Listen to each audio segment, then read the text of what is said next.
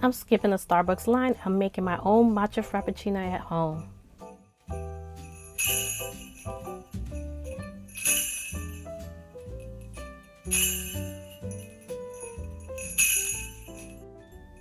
So our ingredients are syrup, ice milk, and the star of the show, matcha tea. And I get mine from Walmart.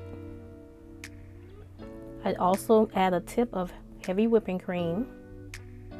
And to top it off, the sweet foam, what is that, cold foam?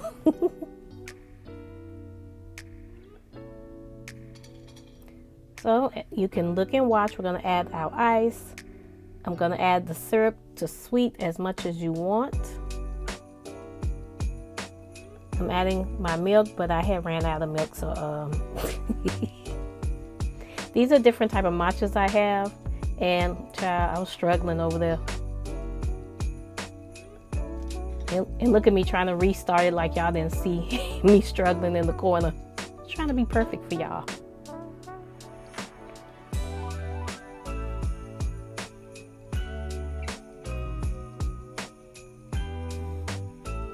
And if you hear some additional noise in the background, I am running the dishwasher. It is Christmas Eve and I got dishes to wash, okay? So you would add as much matcha tea as you would like to your taste. I add about 2.5 because I like mine a little extra matcha.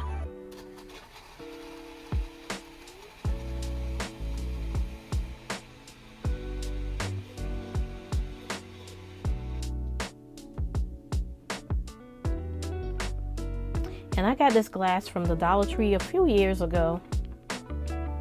And now here's where it gets fancy.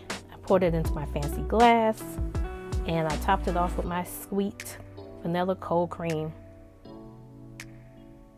Because you know, I'm a little extra.